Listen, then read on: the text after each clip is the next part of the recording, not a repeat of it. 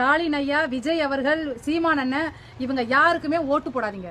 யாருக்குமே ஓட்டு போடாதீங்க. பெண்களே, உங்களுக்காக தான் நான் பேசிட்டு இருக்கேன். இது சும்மா லைக்குக்காக, வியூஸுக்காக கிடையாது. ஒரு பெண்ணு யாரெல்லாம் உங்க பிறப்புறுப்பை கிழிச்சு பெத்தீங்களோ, வைத்தா ஆபரேஷன் கிழிச்சு பெத்தீங்களோ, நீங்க எல்லாருமே நான் சொல்ற ஆளுக்கு தான் ஓட்டு போடணும். நான் சொல்ற கோரிக்கையை நீங்க ஏத்துக்கிட்டு யாரு நிறைவேற்றுறீங்களோ அவங்க தான் சிஎம், அவங்களுக்கு தான் பெண்கள் ஓட்டு. 5000 இலவசம் கொடுத்தாங்க, மாசம் 1000 ரூபாய் கொடுத்தாங்க, இதெல்லாம் பார்க்க கூடாது. எதுக்கு டெலிவரிக்கு போனாக்கா எவ்வளவு பெண்கள் நேத்து போட்ட வீடியோல Facebookல 3000 மெசேஜ், இன்ஸ்டாகிராம்ல பாருங்க 1000க்கு மேல மெசேஜ், யூடியூப்ல 1000க்கு மேல மெசேஜ் வந்திருக்கு. படிச்சு பாருங்க ஒரு பதிவையும். அதுலயும் ஒரு பொண்ணு, எனக்கு டெலிவரி பார்த்த பொண்ணு, ஒரு மாசமா இருந்த பொண்ணு தான் அந்த செவிலியர். அவங்க வயிற்றுல என் கால் பட்டுடுச்சு, வேணுமுன்னு ஊசியை விட்டு வேணுமுன்னு தச்சிருக்கா அந்த செவிலியர். இல்ல நீங்கெல்லாம் ஒரு பொண்ணு தானே, சேவை செய்யறேன்னு சொல்லிட்டு தானே நர்சிங்க்கு படிக்கிறீங்க, டாக்டர் ஆகுறீங்க.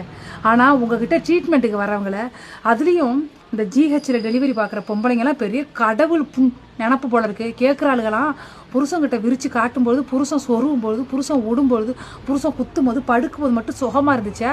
இங்கே புள்ள பெக்கிறதுக்கு காட்டும்போது மட்டும் ஒரு சுகமா இல்லையா? ஏய், நீ உன் புருஷங்கிட்ட அப்படி தானே போயிருப்ப, நீ அப்படி தானே புள்ள பெற்றிருப்ப, உன் மவுளுக்கும் அப்படி தானே ஆசைப்பட்டு அவள் புருஷங்கிட்ட காமிச்சிருப்பா விரிச்சு. அதெல்லாம் பெருசா இல்லை. பிற சவம் அடுத்த சவம் மறுபிறவி தலையில உயிரை வச்சுக்கிட்டு புள்ள பெக்க வந்தாக்கா ஏன்டி அவ்வளோ கொடுமைப்படுத்துறீங்க? ஏன் 90% நர்ஸ், டாக்டர், பொம்பளைங்க கொடுமைப்படுத்துறீங்க? இதை நீங்க ஒரு சட்டம் கொண்டுட்டு வரணும். இனிமே மரப்பூசி போட்டு தான் டெலிவரி பார்க்கணும், கிழிச்சு விடணும். பக்கத்தில் இருக்கும்போதே போய் தைக்கணும், அப்பதான் அந்த வலி தெரியாது. அவளும் ஒரு பெண் தானே, உங்களுக்கு கணக்கு சொல்லணும், அடுத்தடுத்து பிரசவத்தை பார்க்கணும். டெலிவரிக்கு போனால் ஜிஹெச்ல நாயை நடத்துற மாதிரி நடத்துறது. அவ்வளோ கொச்சியாக அந்த பிரசவம் பார்க்குற செவிலியர்கள் பேசுறது. காஃபர்ட்டி அவங்க கேட்காமலே நீங்கள் போடுறீங்க. சட்டத்தில் இடம் இருக்கா? குழந்தை பிறந்த உடனே அவங்க பர்மிஷன் இல்லாமல் நீங்கள் வந்து காஃபர்ட்டி போடணும்னு அப்படியே கையை விட்டு கொடையிருது. ஒரு பெண் தானே, அவ ஏற்கனவே புள்ள பெத்த வழியில, ரத்தம் போன வழியில மயக்கத்துல இருப்பா. அவளை போய் நீங்க கையை விட்டு கொடையிருதும், தகாத வார்த்தை பேசுறதும், உயிரோட தைக்கிறது.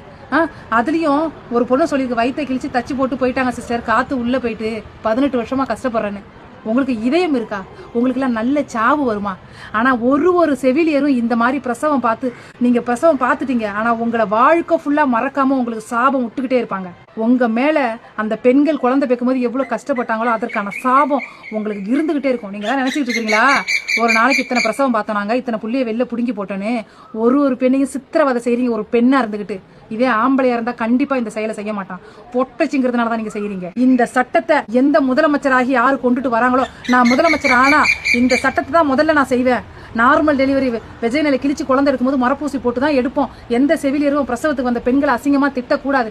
இந்த திட்டத்தை கொண்டுட்டு வரவங்களை நீங்க முதலமைச்சராக்குங்க. பேட் கமெண்ட் போடுற நீ எல்லாம் ஓத்தாள்கிட்ட போய் கேள்டா, அம்மா என்ன பெத்து எடுக்கும் போது நீ எவ்வளவு கஷ்டப்பட்டமா, உன்னை உயிரோட வச்சு கிழிச்சாங்களா, உயிரோட தச்சாங்களான்னு கேட்டுட்டு பேட் கமெண்ட் போடுறா.